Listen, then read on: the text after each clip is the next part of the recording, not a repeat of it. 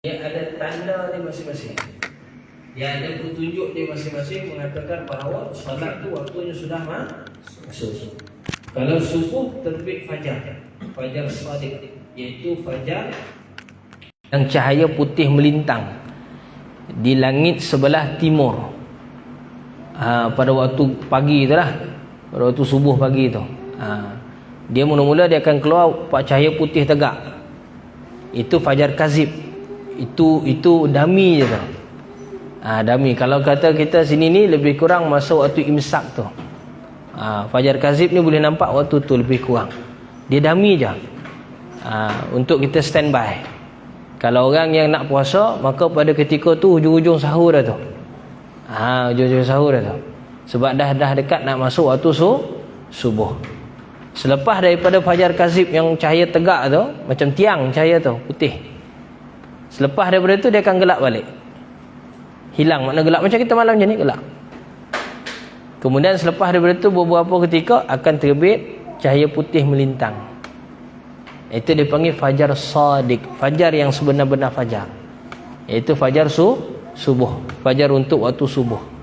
Maka pada ketika tu kalau orang bersahur kena berhenti dah. Tak boleh dah teruskan. Sebab dia dah mula dah waktu berpuasa.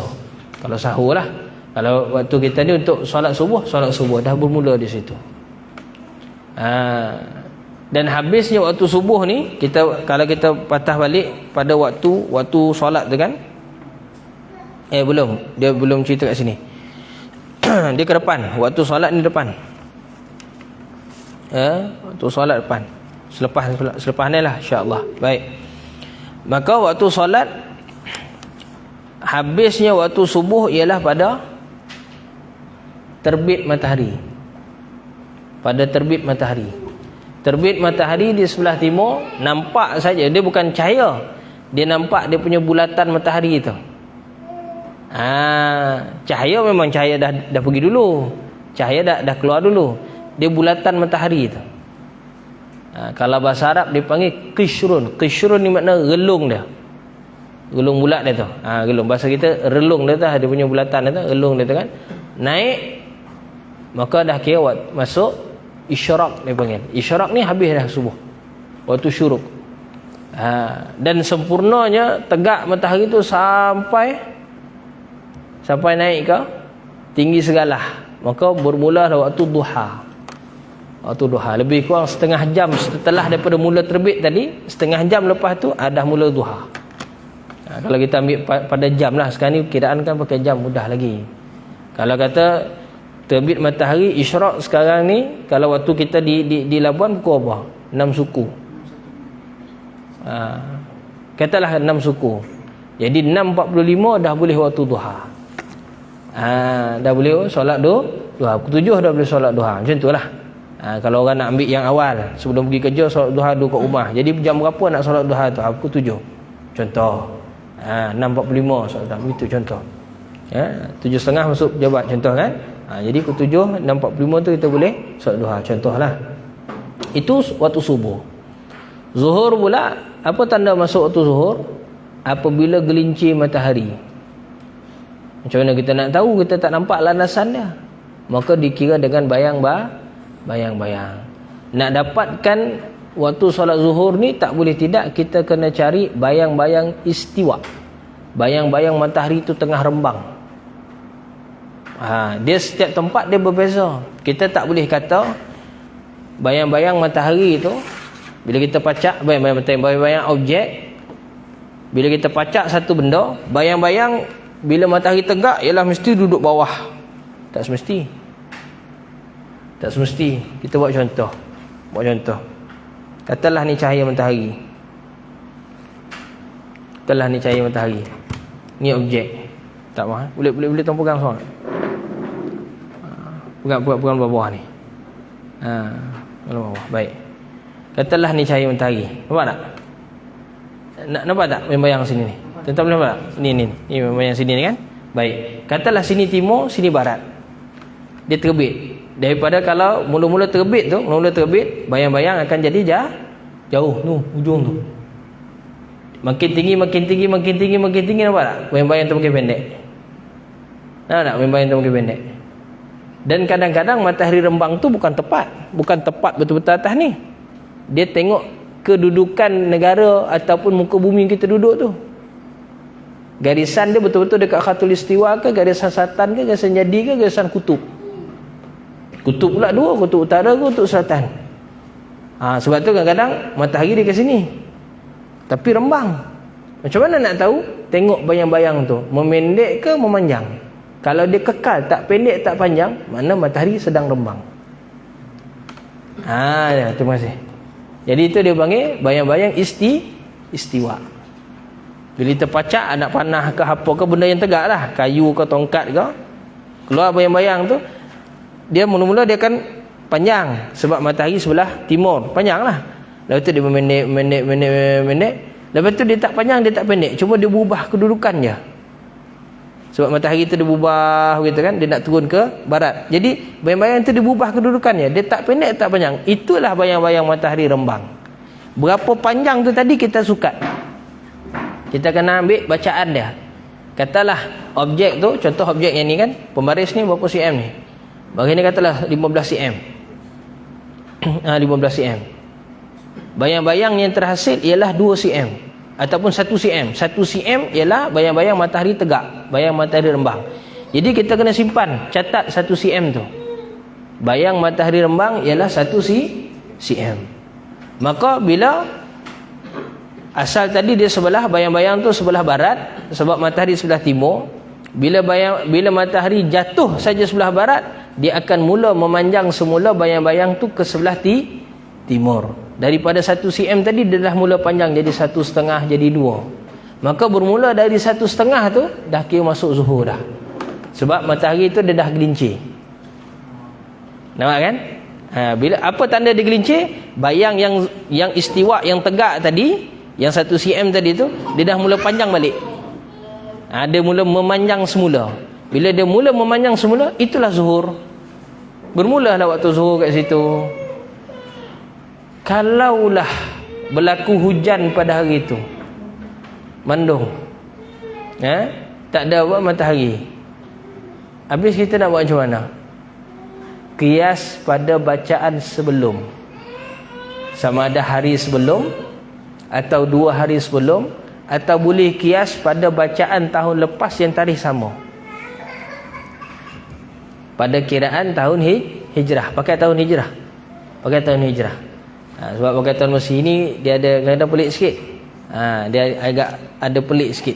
Sebab tu kira pakai tahun hijrah, pakai tarikh hijrah. Kalau hari ni berapa tarikh hijrah? Tahun lepas yang sama dengan hari ini, waktu solat zuhurnya ialah jam 12.30. Maka hari tu tiba-tiba tak ada matahari, tak ada apa. Cuma yang tahun lepas punya kita ada catat, boleh pakai. Ataupun yang semalam punya kita sukat, ada dapat kita sukat sebab semalam tak hujan. Maka yang hari ni punya boleh kias pakai yang semalam tu. Sebab dia takkan lagi jauh. Jauh. Mungkin kalau kata selisih tu mungkin dia takkan lebih daripada 30 saat. Masa tu lebih kurangnya.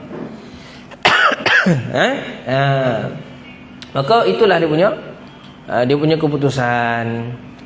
Maka bermulanya solat zuhur tu ialah pada waktu apabila matahari sudah gelincir ke sebelah barat. Bila habis waktu zuhur, mula waktu asar lah. Macam mana nak kira waktu asar ni? Apabila panjang objek, apabila panjang bayang-bayang lebih panjang daripada objek. Kata objek ni 15 cm, bayang-bayang yang terbentuk tu mungkin dah 16, 17. Maka itu dikira sebagai masuk asar. Kalau mazhab kita Syafi'i, lebih tepat lagi kita pakai bayang-bayang objek tu ni, panjang objek campur dengan bayang istiwa.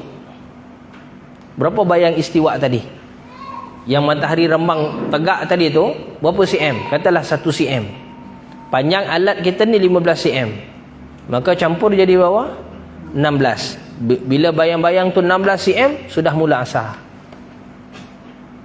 Sudah mula waktu asar. Itu dalam kiraan mazhab kita Syafi'i yang paling tepat lah. Sebab tu bayang istiwa tu kita kena dapatkan. Sebab dia boleh membantu kita menentukan waktu zuhur dan juga asar. Sebab zuhur asar kita kira pakai bayang-bayang. Pakai bayang-bayang. Kalau subuh, maghrib, isyak kita pakai cahaya. Cahaya mega, cahaya fajar. Nampak kan? Tu ada perbezaan dia. Dia ala kulli hal sebenarnya kiraan tu semua menggunakan matahari sebenarnya. Semua menggunakan matahari. Nak dapatkan fajar, dia matahari nak naik. Bila matahari nak naik, dia bukannya matahari naik dulu, cahaya dulu. Barulah bulat tu naik. Maka cahaya yang mula-mula naik tu dia panggil fajar. Dia panggil fajar sadiq, fajar subuh tu. Nampak kan?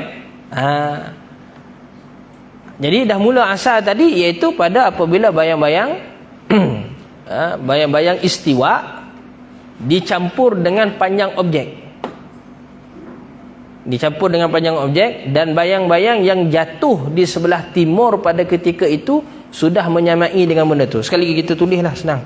Aku tak nampak. Kita tulislah. Baik.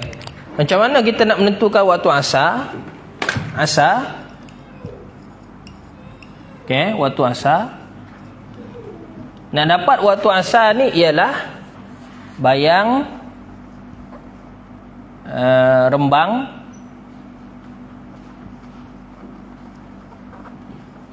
ataupun dipanggil istiwa. Bayang istiwa campur dengan panjang objek. Panjang objek. Maka dia jadi waktu asar. Campur dengan panjang objek. Maka dia akan jatuh satu bayang-bayang objek di sebelah timur. Katalah panjang rembang tadi 1 cm. 1 cm. Objek 15 cm. Bila dapat saja bayang-bayang yang jatuhkan, kita letak gini je ni. Ni objek kayu. Ni sebelah barat, sebelah timur. Ni matahari naik, ni matahari jatuh. Baik, bila matahari tu duduk sebelah sini, maka bayang-bayang yang terhasil 16 cm. Objek 15. Yang panjang rembang ni tadi 1 cm. 1 cm. Maka 15 campur 1 jadi 16. Dan bayang-bayang ni dah 16 dah. Nampak tak? Maka itu asar. Mulalah asar. Nampak tak? Kalau zuhur tadi matahari bayang-bayang istiwa 1 cm, lebih daripada tu. Mana 2 cm contoh. Jadi kedudukan matahari tu contoh kat sini. Dia lebih 1,5 2 ke contoh, lebih daripada 1 cm, lebih daripada bayang istiwa 1 cm tadi. Nampak Jadi tu waktu zuhur. Bila habisnya waktu asar ni? Masuk maghrib Ustaz. Yalah, macam mana nak tahu masuk maghrib? Macam mana kita nak tahu masuk maghrib?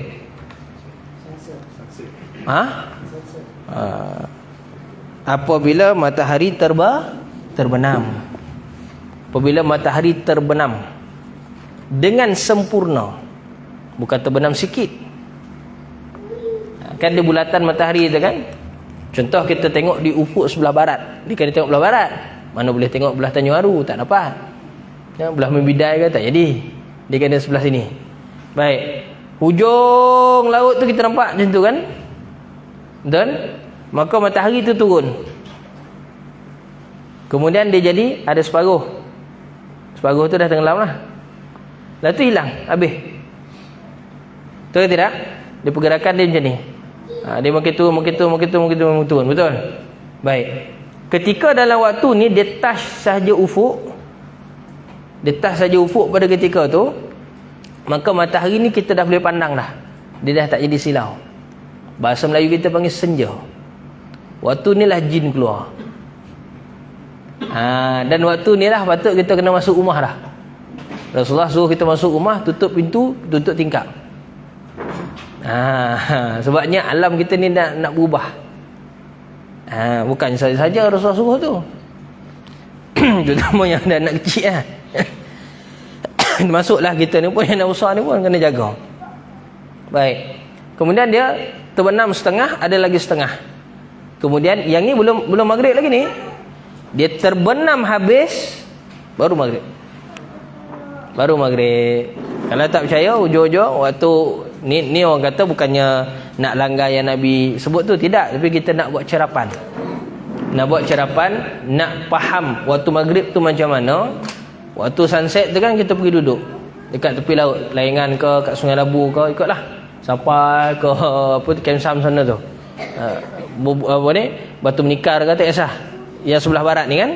Baik, kita duduk kat tepi pantai tu, kita tengok. Sikit.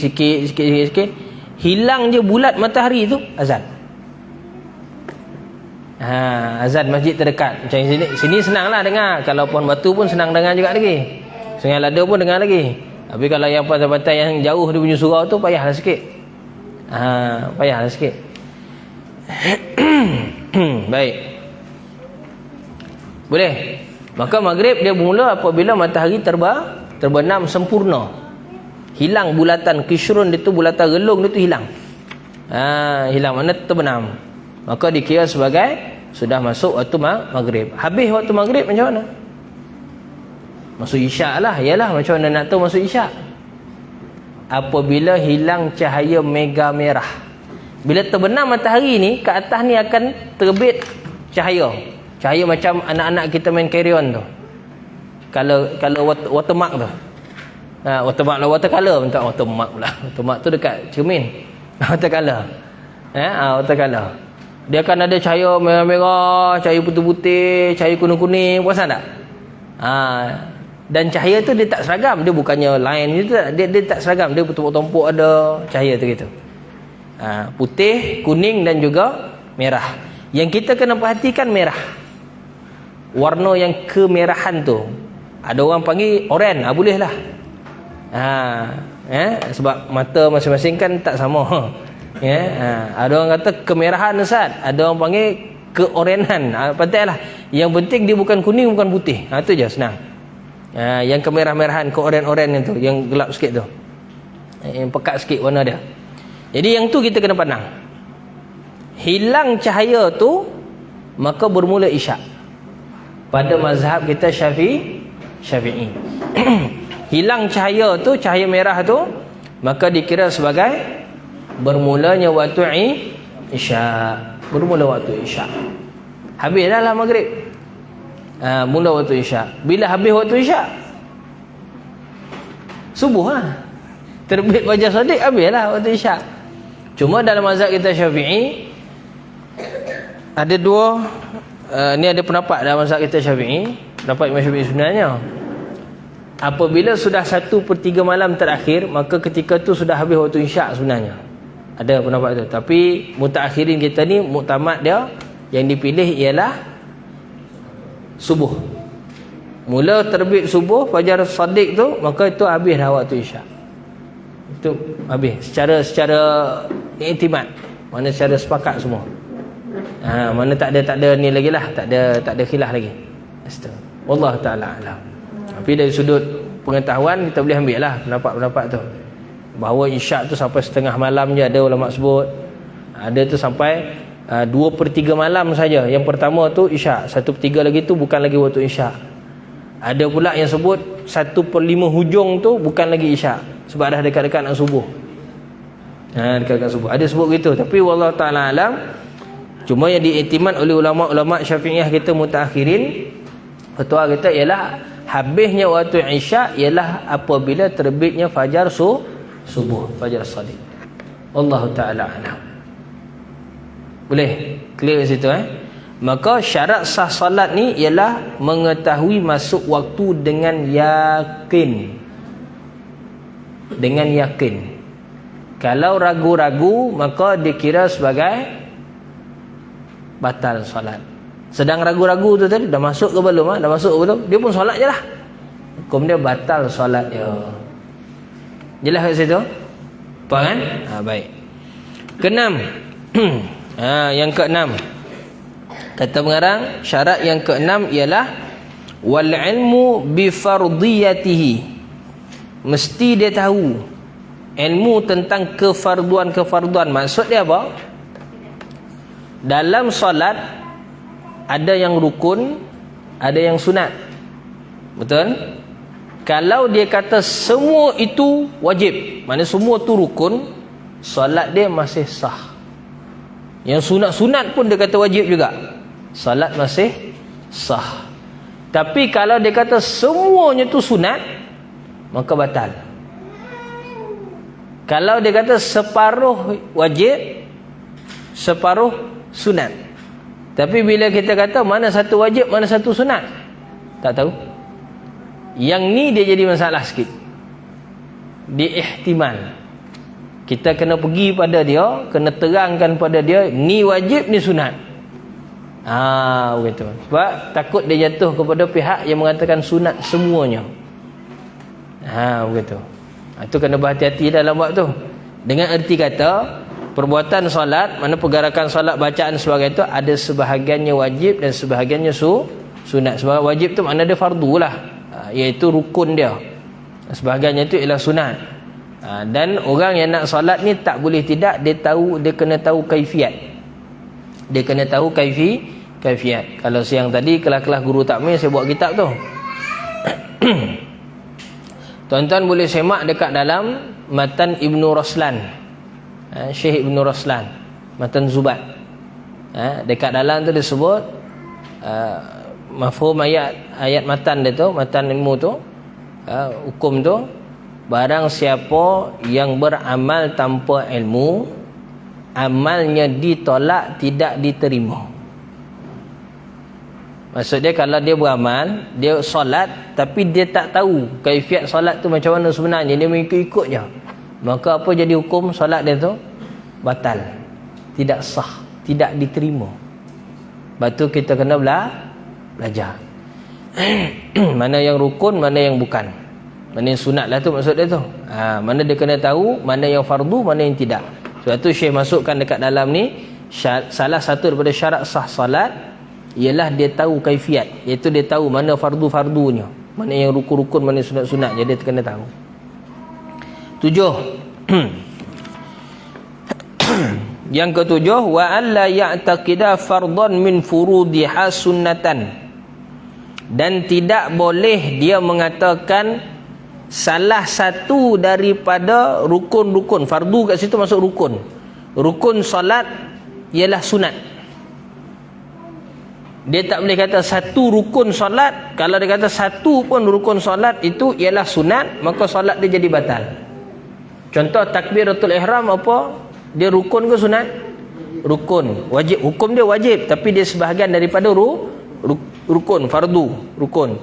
Baik, sekarang ni dia kata takbiratul ihram tu ialah sunat, maka apa berlaku pada solat dia? Batal. Tu maksud dia di sini ni. Kalau dia kata semua rukun tu sunat, memang kompon batal dah. Itu tak ada kompromi dia tu. Kalau dia kata satu rukun pun dia kata sunat, itu pun dah jadi batal. Ini kan pula kalau dia kata semua rukun ialah sunat. Begitu. Jelas tuan-tuan? Allah Ta'ala alam. Itu nombor tu 7. Syarat ke-7. Syarat ke-8, wajtinabul mubtilat, iaitu mestilah menjauhi segala perkara yang membatalkan solat. Apa sahaja perkara yang membatalkan solat, maka kalau berlaku ketika sedang kita solat, maka solat kita tu jadi batal. Secara umum benda yang membatalkan solat ni ialah apa sahaja yang membatalkan wudu, maka batal solat. Apa sahaja yang menyebabkan perkara tu batal wudu kita, maka solat kita pun batal. Contoh, batal wudu apabila kita terkentut. Tengah kita solat, pong keluar bom atom. Bom atom Hiroshima, Nagasaki kejap lagi. Contoh. Baik, maka apa berlaku pada solat kita tu? Batal. Kenapa batal? Kerana wudu kita batal. Apa sahaja yang membatalkan wudu, maka batal solat. Satu. Yang kedua, apa sahaja yang membatalkan puasa, maka batal solat. Contoh, batal puasa apabila kita sedang puasa, kita makan dengan sengaja. Tak sengaja tu dimaafkan. Ni sengaja kita pergi makan ataupun minum, maka batal puasa, betul? dalam solat, Allahu Akbar, habis baca Fatihah, waladdallin, amin. Sementara tunggu makmum baca Fatihah, imam belasah nasib berani tu. Apa berlaku pada solat tu? Batal lah, sebab dia makan. Apa sahaja yang membatalkan puasa, maka batal solat. Nampak tak? Mudah je kaedah dah. Nanti kita masuklah, kita belajarlah apa benda yang batalkan puasa tu. Baru kita dapat kat situ. Dia secara umum. Tak apa. Dan apa sahaja perkara yang di luar solat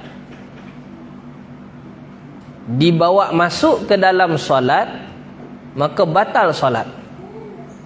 Contoh, di luar solat kita berjalan, betul? Maka tengah solat kita berjalan, tengah solat kita bantai berjalan. Apa berlaku pada solat kita? Batal. Luar solat kita melompat, betul? Dalam solat kita buat juga, tengah solat kita melompat-lompat. Apa jadi pada solat kita? Batal. Luar solat macam ni sekarang kita bercakap, betul tak? Kita bercakap, menyanyi dan bagai-bagai lah. Dalam solat kita buat gitu juga, boleh. Tengah solat datang orang sebelah kita, aku tak nak jadi imam, kau jadilah sendiri. Cakap ni, apa jadi pada dia punya solat? Batal lah. Ataupun datang jemaah baru, cantik baju, tengah solat ni cakap macam tu, apa berlaku? Batal solat. Sebab benda luar solat dibawa masuk dalam solat, maka batal solat. Dan yang keempat, apabila berlakunya perkara-perkara yang tidak boleh dimaafkan. Contohnya, apabila langgar syarat ni tadi, tengah solat rupanya kiblat tu salah. Kiblat tu salah. Kalau tak segera dibetulkan, maka solat tu batal. Tengah solat, kain terlurut jatuh ke bawah, sajuk je kan, solat lepas dekon pula. Faham tu maksud dia tu? Maksud dia terbuka aurat. Terbuka aurat. Tengah solat, aurat terbuka, kena segera ditutup. Kalau tidak segera tu, tak apalah, habis bagi salam sekarang lah bertutup. Ataupun ni tengah berdiri ni, malah mau tunduk, tak apalah, sekarang sujud, sekarang mau ambil kain tu. Contoh, apa berlaku pada solat tu? Batal. Sebab dia tidak tutup dengan segera. Ini perkara-perkara yang syarat sah solat tadi dilanggar. Dia kena betulkan dengan segera. Kalau dia tak betul dengan segera, maka batal. Batal solat. Begitu. So, Ustaz, kalau contohnya kain tu kan, dia pakai kain. Jadi kalau dia bergerak, bukankah lebih 3 kali pergerakan? Itu tak apa, itu dia maafkan. Intiqalat tu boleh. Tapi jangan pergerakan yang buruk rupa. Contoh nak sujud pergi melompat, pup sujud. Macam apa ni?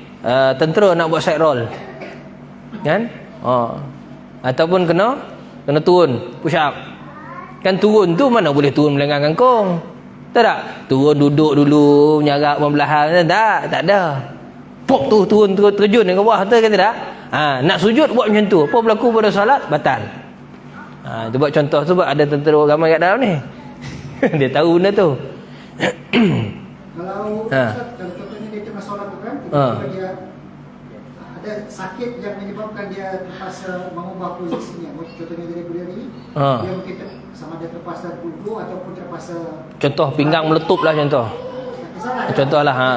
Dia terpaksa mengubah, tapi dia masih boleh solat, tapi oleh kerana sakitnya tu dia terpaksa duduk.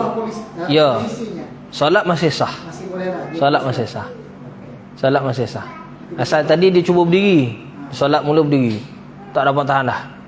Kalau dia tu juga, mungkin dia pingsan, pitam contoh, dia rasa pening. Tengah solat dia rasa pening, pitam contoh gitu kan. Maka orang jenis macam ni, dia harus duduk. Boleh duduk, terus duduk. Sama duduk di kursi ke, duduk di bawah ke, boleh. Dan solat dia boleh diteruskan, tak ada masalah. Tapi bila once dia dah duduk, contoh rakaat pertama tadi berdiri, rakaat kedua habis sujud dia pening, naik rakaat kedua dia jadi pening, Ataupun kok pinggang meletup ke tak kisahlah. Sakit kaki tak boleh lurus ke contoh kan. Jadi dia terpaksa duduk. Rakaat kedua tadi dia buat dalam keadaan duduk, betul. Rakaat ketiga dia rasa macam okey dah ni, berdirilah, batal. Faham Dia jadi batal sebab dia dah sudah duduk pada kedudukan darurat. Dia tak boleh kembali balik kepada yang asal. Kalau dia kembali balik kepada asal sedangkan dia dah buat yang darurat tadi, maka batal solat dia. Dia kena teruskan keadaan darurat tu sampai bagi salam. Walaupun dia dah rasa sembuh dah. Jelas Situ nampak kan? Wallahu taala alam. Jelas tu. Kalau asal dia solat asal, lepas tu yang kedua ketiga dia buat darurat dalam solat asal. Sebab dah berlaku darurat tadi, dah berlaku sakit tadi, boleh. Yang mula-mula dia asal biasa. Berilah. Yang kedua tiba-tiba sakit. Dia buat duduk pula. Apa? Kembali dengan yang asal. Yang asal tadi macam mana? Kan tadi mula kita buat darurat, lepas tu kita buat asal, dia batal kan? Batal Jadi kita asal dulu, lepas tu yang kedua ketiga kita buat darurat. Sah. Itu sah. Itu yang kami sebut tadi. Kita lawan Rakaat pertama dia berdiri elok. Bangkit rakaat kedua tu dia rasa sakit. Jadi dia terus rakaat kedua tu dia duduk. Dia solat dekat dia duduk. Mana asal tadi dia berdiri kan, rakaat pertama okey berdiri.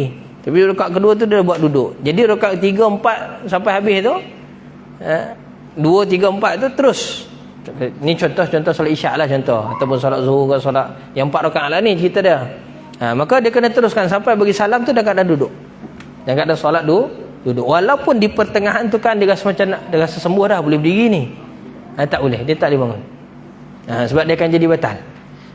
Mana kalau contohnya tu darurat dia tu macam dia duduk, asas dia macam sehingga memaksa, contohnya dia solat di rumah, memaksa daripada dia duduk untuk memaksa dia untuk berbaring.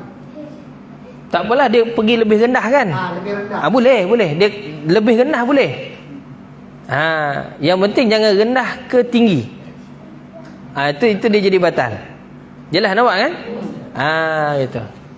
Begitu juga contoh orang solat sunat. Dia memang boleh berdiri, tapi dia saja memang nak duduk. Sah tak solat dia? Sah. Solat sunat dari awal takbiratul ihram kita buat solat duduk, padahal kita ni mampu berdiri. Jawapan dia sah. Solat sunat dibenarkan walaupun kita sihat, kita buat duduk. Boleh, tapi pahala separuh. Itu je cerita buat pahala tu pula. Dia tak samalah macam orang yang buat sempurna. Betul tak? Tapi solat wajib tak boleh. Solat wajib sebab rukun kena berdiri. Wajib kena berdiri. Takbiratul ihram tu dalam berdiri. Sebab dia mampu berdiri. Al-qaimu ma'al qudrati. Dia mesti kena berdiri bagi siapa yang mampu. Itu untuk solat fardu. Syarat dia. Kalau tidak jadi batal. Solat sunat dia boleh duduk. Tak ada masalah. Dari awal kita pun boleh duduk, tak ada masalah. Keslah kata solat sunat tu 2 rakaat. Rakaat pertama dia buat duduk. Lepas tu dia rasa nak berdiri lah. Dia pun berdiri. Untuk rakaat kedua. Apa berlaku pada solat dia? Batal. Dia tak boleh begitu. Dia dah mula duduk tadi terus sampai habis. Kalau dia pergi rendah lagi daripada tu boleh. Tapi itu pun atas dasar kerana sakit atau darurat tadi. Sakit lah, biasa sakit lah kerana sakit. Tak boleh dia duduk pun rasa pening. Bagi kan? Nampak dah tu itu boleh. Tapi daripada baring, rasa okey dah ni, bangun lah. Tak boleh. Kekal baring sampai habis. Gitu. Nampak kan? Baik. Selesai insya-Allah. Hujung matan tu Syekh kata apa? Al-ahdasu isnani. Nanti dulu. Al-ahdasu isnani. Hadas itu ada dua. Pertama asgharu, yang kedua akbaru. Pertama hadas kecil, yang kedua hadas besar. Hadas kecil ni makna dia orang tu tak berwuduk. Ataupun dia ada wuduk tu batal. Maka tu panggil hadas kecil. Senang cerita dia orang tak ada wuduk lah. Orang tak ada wuduk itu hadas kecil. Hadas ni apa makna hadas? Suatu benda yang berlaku pada orang tu. Dikira hukumi, najis dia hukumi. Tak nampak pun mana ada tahi lembu atas kepala, tak.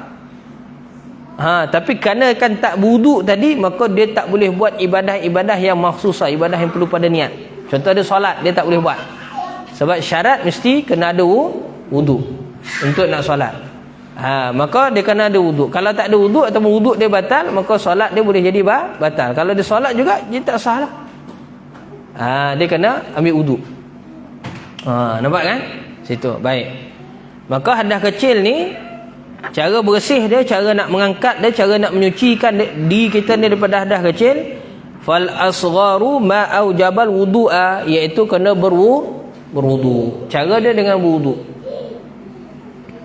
Dan kalau hadas besar pula, hadas besar ni berlaku iaitu dengan mewajibkan kita jadi mandi. Kita kena mandi. Wal akbaru ma aujabal ghusla.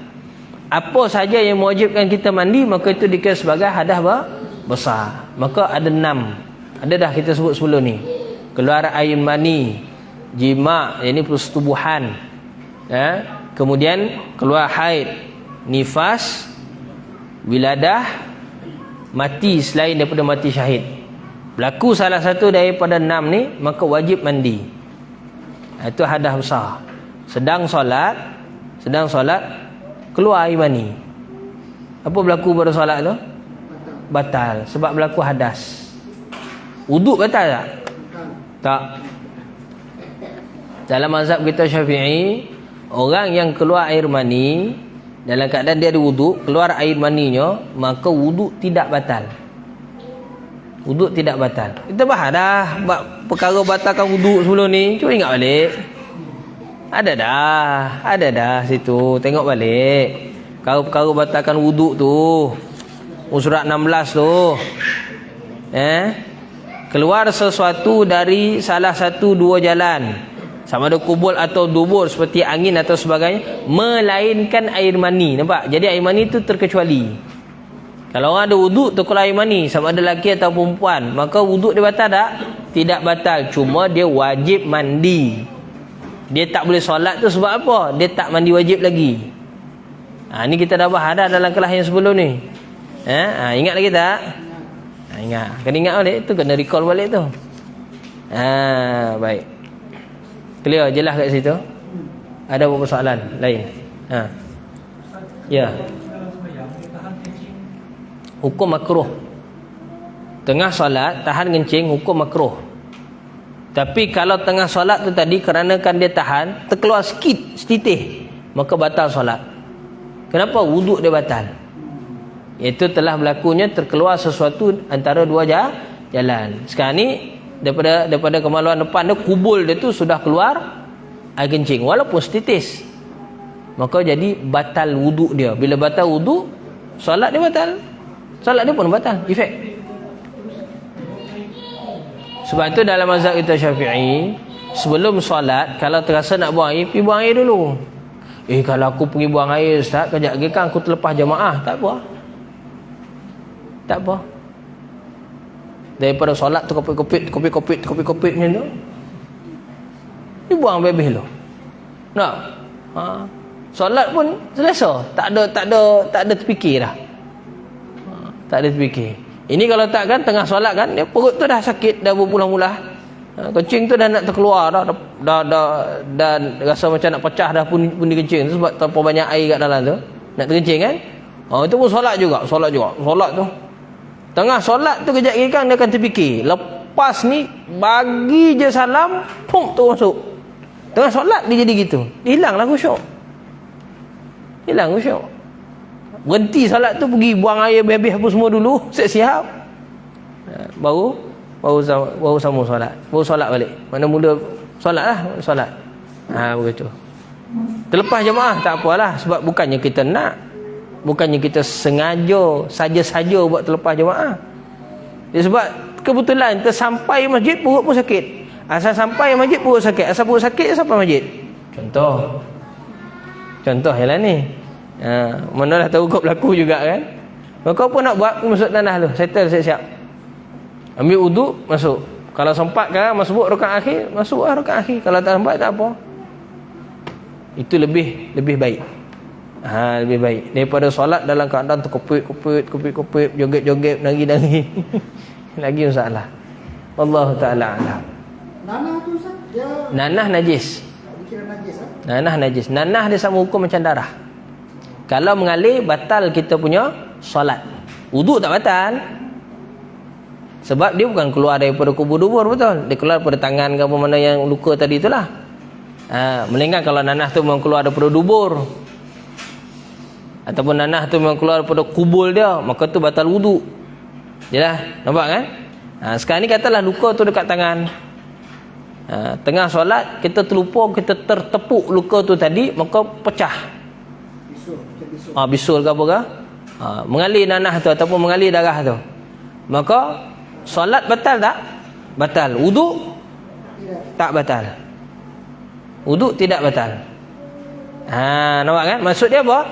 Dia berhenti solat, pergi cuci benda tu, balutlah sebab tahanlah supaya dia tak keluar lagi. Mana dia tahu tengah solat kejap lagi kan dia mengalir lagi, maka kita boleh balut, kita boleh inilah bandage dia. Balut dia. Walaupun sikit. Kalau contohnya ada kadang orang telinga bernanah tu kan, sumbarlah. Sumbarlah. Tahanlah, locklah daripada dia mengalir. Lock. Dia kena usaha. Begitu. Nampak Allah Ta'ala alam.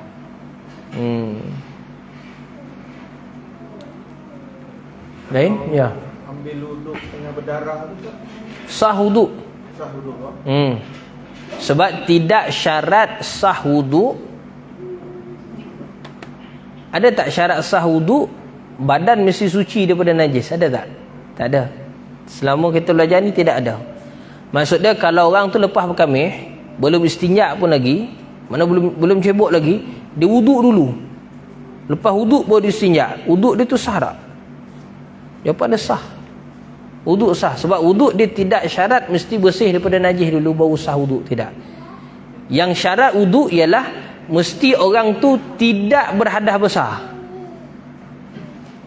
Contoh dia tidak ada haid. Haid dah berhenti, baru wuduk dia sah. Tapi kalau haid dia masih keluar, dia wuduk, maka wuduk dia tidak sah. Ya. Solat tu satu bab. Solat satu bab. Nak solat kena mandi dulu, nak solat kena cuci najis tu dulu. Macam mana? Nak ni cerita dia tak cuci lagi, dia wuduk dulu kan? Dia wuduk dulu, wuduk dia sah tak? Wuduk dia sah. Selepas daripada tu dia nak solat, maka kena istinja dulu. Batal solat. Bukannya kerana wuduk, batal tu kerana najis tu. Kerana dia tak istinja lagi tu. Clear? Contoh nanah ada kat tangan ataupun nanah luka ke apa ke. Okey? Di anggota yang bukan anggota wuduk. Contoh kat telinga tadi. Telinga bukan anggota wuduk, cuma sunat saja kita sapu. Baik. Kita pun wuduk, basuh muka, tangan, siku, sapu kepala, basuh kaki. Sah tak wuduk kita? Sah. Tapi nanah tu masih mengalir lagi. Nak solat dalam keadaan tu boleh tak? Tak boleh. Kena cuci dulu. Wuduk tadi sah, wuduk sah. Cuma kerana nak solat, ada satu lagi kita kena buat, iaitu cuci darah luka tu tadi ataupun darah nanah tu tadi. Sama dalam bab istinja tu. Sama dalam bab istinja tu tadi. Sebab syarat sah solat kita dah baca ni kan, mesti suci badan, apa lagi? Tempat dan pakaian daripada najis. Daripada najis. Sekarang ni kalau orang tu tak istinja, makna badan dia tu belum bersih, belum suci. Dia solat juga, maka batal solat dia. Wuduk satu bab. Sebab tidak ada syarat sah wuduk mesti suci daripada najis. Tak ada. Dalam syarat sah wuduk ialah mesti tidak dalam keadaan haid. Tengok balik syarat sah wuduk. Kita buka satu-satu. Ada dalam ni. Cari balik. Surat 15. Surat 15. Dalam ni tidak ada pun disebut mestilah orang tu tadi suci daripada najis. Mestilah pakaian suci daripada najis. Tidak, dia tak sebut pun dalam syarat ni. Tidak ada. Yang ada disebut situ nombor 3 tu, suci daripada haid dan nifas. Mana darah berhenti dulu baru boleh wuduk. Walaupun belum mandi lagi. Tapi dia wuduk dulu. Sah tak wuduk dah? Sah. Kenapa? Darah dah berhenti. Sebab tu orang perempuan nak mandi wajib kerana nifas ataupun kerana haid, mesti darah berhenti dulu baru mandi, betul? Ke tengah ada darah tu dah mandi wajib dah? Tak, mesti berhenti dulu. Dan sebelum mandi wajib tu disunatkan wuduk. Sah tak wuduk dia tu? Sah. Kenapa? Kerana darah dah berhenti. Dia tidak ada pun syarat dekat situ mesti bersih daripada najis. Yang kat sini tadi darah yang kami sebut tu ialah darah haid ataupun nifas. Bukan makna darah luka. Darah luka, tengah luka tu kita wuduk boleh. Syarat dia bukan darah tu mengubah air pada anggota wuduk. Tu sahaja. Contoh, minta maaf kita sebut gini. Luka tu dekat tangan, ni anggota wuduk betul? Anggota wuduk betul ke tidak? Kita tak cuci lagi darah tu, kita pun wuduk. Bila kita jiruh dengan air, maka berubah tak warna air tu kerana darah tadi berubah, maka itu wuduk tak sah. Sebab apa? Ada benda yang mengubah hukum air pada anggota wuduk. Contoh yang kita buat tadi ni telinga. Telinga adakah anggota wuduk yang wajib? Tidak. Luka tu dekat telinga. Anggota lain kita basuh macam biasa, dia tak berubah pun warna air. Cuma di telinga tu saja yang kita tak boleh sapu. Tapi wuduk tu sah tak? Kalau tak sapu telinga, masih sah. Jelas tak dekat situ? Nampak kan? Ataupun contoh luka dekat perut, luka dekat punggung. Adakah itu anggota wuduk? Luka dekat lutut contoh. Adakah lutut anggota wuduk? Bukan. Darah tu masih ada lagi. Tapi bila kita basuh kaki sampai buku lali tu, darah tu tak sampai mengalir ke situ. Maknanya dia tak mengubah warna air. Dia tak mengubah hukum air tu. Maka sah tak kita punya wuduk? Sudut kita sah. Tu benda yang kami sebut. Ya. Berkaitan dengan luka ni kan. Kalau contohnya lah, dekat-dekat nak solat tu tiba-tiba terluka. So kira kita pasang plaster lah. Ya, kita cuci plaster. So bila kita solat tu ada buka plaster tu. Tak, biarkan. Tapi bila berwuduk, Wuduk kenalah buka. wuduk jangan buka lah. Sebab dengan plaster tu tadi dia menghalang air sampai ke tempat tu. Tapi sekiranya luka tu di jari kan. Wajib pasal wuduk sampai siku. Anggota wuduk kan? Tapi kalau dia bukan dia anggota wuduk, tak buka boleh. Tak buka boleh. Contoh kat bahu. Tak payah buka tak apa. Faham Baik. Tapi pastikan luka tu dia bukannya mengalir. Dia mengalir. Mana dia tertahan kat situ lah. Kalau dah kita letak kapas sekalipun masih lagi mengalir, itu jangan solat lagi. Sebab darah yang mengalir itu najis. Confirm najis, itu tidak dimaafkan. Tapi kalau darah duk beku, darah beku kat situ kan, kita solat sah sebab darah tak mengalir. Ataupun kita tahan dengan sesuatu, maknanya kita balut satu kapas ke apa sebagainya kan, plaster ke, kita tahan, maka darah tu tak mengalir. Dengan kita tahan tadi, maka sah tak solat kita? Sah. Sebab kita tahan. Betul. Tapi kalau kita buka tadi darah mengalir, maka kita solat dalam keadaan darah mengalir, maka batal solat kita. Sebab ada najis yang tak dimaafkan kat situ. Faham tak maksud darah tu? Kan? Nanah pun begitulah, kiyah je. Nanah dengan darah dia sama, cuma bentuk je beza, tapi hukum sama. Hukum sama. Ketik dia baca. Tengah solat kena. Ke?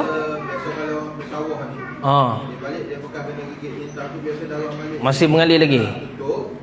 Semayang. Ya. Bila lepas semayang macam nampak kesan tu macam ada darah. Macam ada darah mengalir. Kena pada pakaian tak?